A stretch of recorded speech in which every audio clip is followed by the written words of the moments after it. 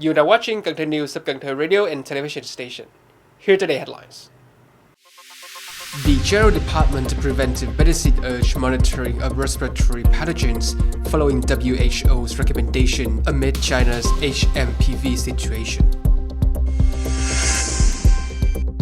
The Vietnamese Students Association of Cần Thơ City marked the 75th anniversary of Vietnamese Students Traditional Day with a celebration at Nam Cần Thơ University. The Cần Thơ City Association for the Promotion of Education held its 7th Executive Committee Conference to review 2024 activities and set 2025 goals. Top news today. The General Department of Preventive Medicine on January 8 issued a statement regarding the hMPV situation in China. The World Health Organization recommends that member countries maintain surveillance of respiratory pathogens. Chinese health authorities have confirmed that the current surge in hMPV cases has not overwhelmed the health system. Hospital utilization rates are lower than last year, and no emergency declaration have been issued. The Ministry of Health in Vietnam will closely monitor the global hMPV situation and guide local authorities in implementing appropriate measures. The ministry will also provide accurate information to the public to avoid panic. The Ho Chi Minh City Department of Health emphasized that hMPV is not a new virus and is a common cause of respiratory infections in children. In Ho Chi Minh City, hMPV accounts for 12.5% of respiratory infections in children, compared to 44.6% for rhinovirus, 41.1% for respiratory syncytial and 25% for influenza A. To commemorate the 75th anniversary of the Traditional Day of Vietnamese Students, the Secretariat of Vietnamese Students Association of Cần Thơ City hosted a celebratory program at Nam Cần Thơ University on the afternoon of January 8. The program opened with an address by Mr. Trần Việt Tuấn, Deputy Secretary of the City Youth Union and Chairman of the Vietnamese Students Association of Cần Thơ City, commemorating the 75th anniversary of the Traditional Day of Vietnamese Students. His speech emphasized its historical significance while fostering national pride and inspiring students to embrace dynamism and creativity in contributing to the nation's development. The ceremony honored outstanding achievements, including 13 Central Level 3 Good students, 65 City Level 3 Good and 3 Training students, 49 Central Level 5 Good students, and 231 City Level 5 Good students for the 2023-2024 academic year. Additionally, the January Star Award and Certificates of Merit from the Chairman of the City People's Committee were presented to 3 exemplary youth union and association officials, and 2 collectives were recognized as Central Level 5 Good Students collectives. A conference was held on the morning of January 9 by the Youth Union of the City Business Block to review the work accomplished in 2024 and to formulate the work program for the upcoming year, 2025. The City Business Block Youth Union reviewed its 2024 successes, including exceeding targets for youth projects 240% and task 120%. 1,435 members across 24 units actively participated in large-scale events. The conference outlined the 2025 work program, including the Spring of Love, Sharing the Heart campaign, aiming to distribute 300 dead gifts to those in need. During the conference, the Executive Committee of the City Business Block Youth Union recognized 5 grassroots youth union units for outstanding performance and 18 units for successful task completion in 2024. To launch the Spring Volunteer campaign, the block also presented dead gifts valued at 700 Vietnamese dong each to 20 workers facing difficulties. The Cần Thơ City Association for the Promotion of Education held its 7th expanded Executive Committee Conference on the morning of January 9 to review 2024 activities and outline 2025 goals. Cần Thơ City Association for the Promotion of Education established 15 new organizations in 2024, reaching over 6,900 with 395,000 members, 35% of the city's population. The Promoting Lifelong Learning Movements program achieved significant results, with 91.52% of families 92.84% of clans and 92.11% of communities recognized as learning entities. The city mobilized over 69 billion Vietnamese dong for education, exceeding the plan by 72.5%, funding 11,000 plus scholarships, 48,700 plus gifts, and 17,000 plus bonuses.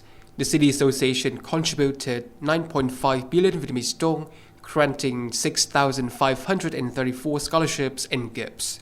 At the conference, the City Association for Promoting Education signed a coordination program and emulation agreement for 2025 with relevant city departments and branches. 9 collectives were awarded emulation flags by the City Association for their outstanding contributions to the education and talent promotion movement and the building of a learning society. On January 9, Colonel Lục Đức Tiên, Deputy Commander of Naval Region 5, led a delegation to Nam Du Island to pay respect to the victims of Storm Number 5 and visit officers and soldiers. At the memorial stele, the delegation paid their respects to the victims of Storm Number 5 with a solemn incense offering. Following this, the delegation visited Radar Station 600 and presented meaningful gifts to locals. The delegation also joined the soldiers in wrapping cakes, fostering camaraderie and strengthening the bond between the visiting delegation and the island station forces. This shared activity created a warm and welcoming atmosphere as they prepared to celebrate the upcoming Lunar New Year. The event not only strengthened camaraderie, but also promoted a spirit of solidarity and brought joy to the island community in anticipation of the 2025 Spring Festival. On January 8 afternoon, a delegation from the Department of Industry and Trade of Cần Thơ City and the People's Committee of Bình Thủy District visited Saigon Miền Tây Beer Joint Stock Company to discuss the company's production performance in 2024 and its plan for 2025. Saigon Miền Tây Beer Joint Stock Company reported 213 billion Vietnamese dong revenue in 2024, contributing over 192 billion Vietnamese dong to the state budget. Despite challenges, the company maintained employee welfare. Seeking 5% growth in 2025, the company recommended tax reductions, lower industrial park land rents, and practical support for the alcoholic beverage sector. The leaders of the Department of Industry and Trade and the People's Committee of Bình Thủy District acknowledged all the company's recommendations. They committed to conveying these suggestions to the Ministry of Industry and Trade and the city's People Committee for consideration and the development of supportive business policies. On January 9 morning, Cần Thơ City Department of Industry and Trade held a working session with the Department of Economic Infrastructure and Phong Điền Market Management Board. The Phong Điền Market Management Board reported that dead goods stock levels among traders are currently low. Purchasing power at the market in 2024 was only about 50% of previous levels, leading many leaders to abandon their stores due to sluggish sales. The market investor has deferred rental debts for store holders, ranging from a minimum of 50 million Vietnamese dong to nearly 300 million to support business recovery. The Department of Industry and Trade, following city's directives, instructed the District Economic Infrastructure Department to stimulate Lunar New Year trade, connect supply and demand, and ensure adequate goods availability. Rigorous checks on dead goods origin, labeling, and safety are crucial to prevent the sale of counterfeit or substandard products, especially in gift baskets. The opening ceremony of the 3rd Vietnam Youth Student Football Tournament in 2025, along with the first qualifying round, was held at Cần Thơ Stadium on the afternoon of January 8. Mr. Phạm Văn Hiểu, Standing Vice Secretary of the City Party Committee and Chairman of the City People's Council, was in attendance.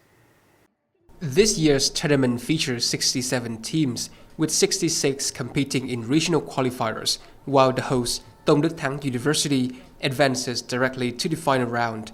In the Southwest region, 8 teams are divided into 2 groups for round-robin matches. The top 2 teams from each group will advance to the semi-finals, with the winners competing for the championship. After the qualifiers from December 28 to January 18, 11 teams and the host will compete in the final round from March 1st to 16, 2025. Changes include an expanded player age range and roster limits. 3 U19, U21 players, and 5 foreign students. The champion will receive a cup, plaque, gold medal, and 300 million Vietnamese dong. Thanh newspaper and the Vietnam Football Federation will host the 2025 International Youth and Student Football Tournament from March 24 to April 1st.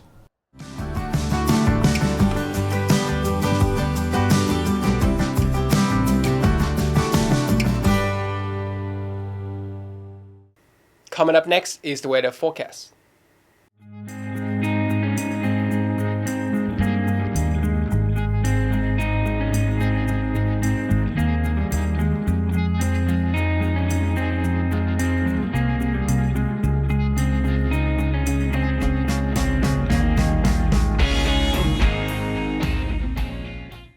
Thank you so much for watching, and I'll see you next time.